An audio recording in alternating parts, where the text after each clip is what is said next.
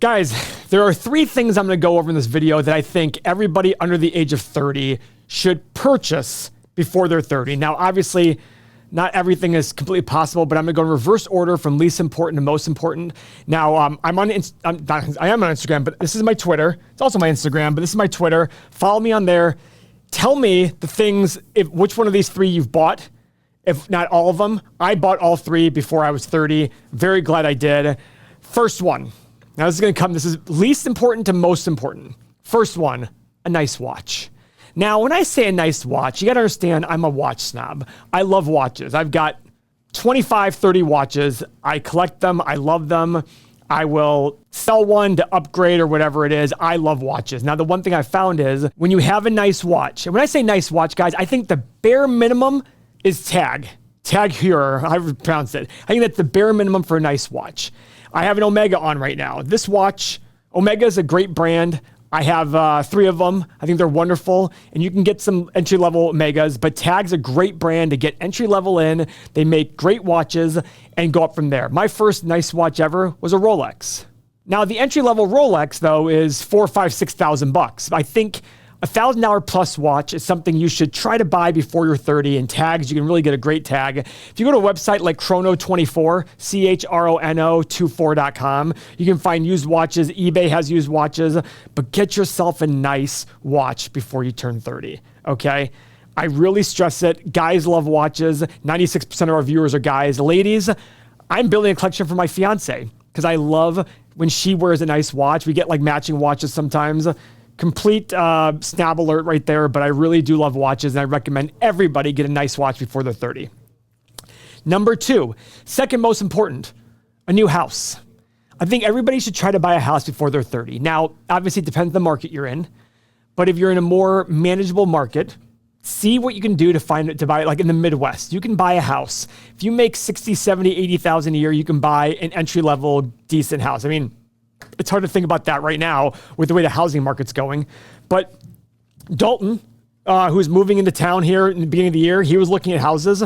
And we live in Akron and Cleveland, Ohio, which is a very reasonable cost of living. And I understand if you live in San Francisco, it's not possible. To which I say to you, what are you doing there?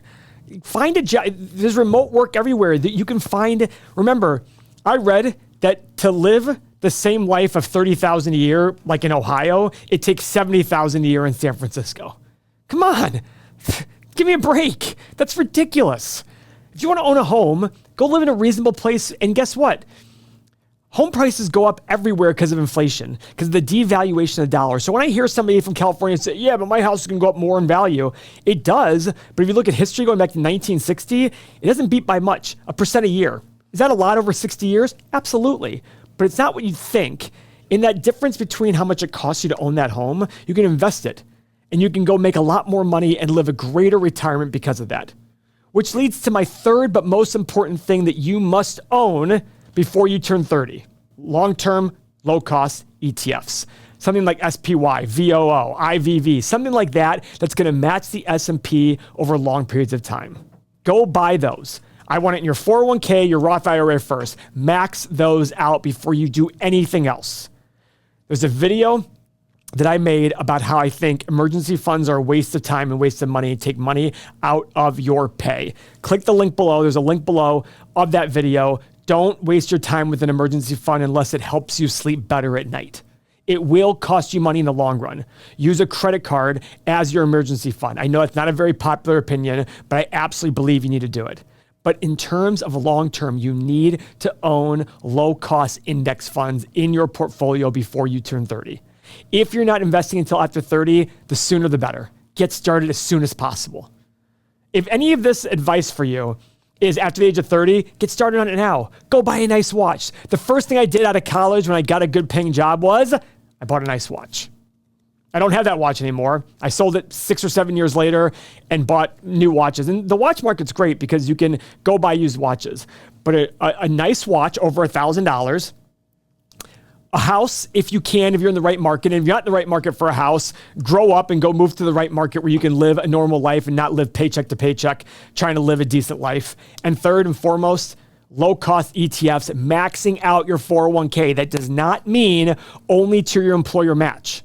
Whatever the legal limit of deduction is, max that out. Max out your IRAs. And then from there, go start a separate brokerage account. Having your money grow tax-free until you retire is absolutely a game changer.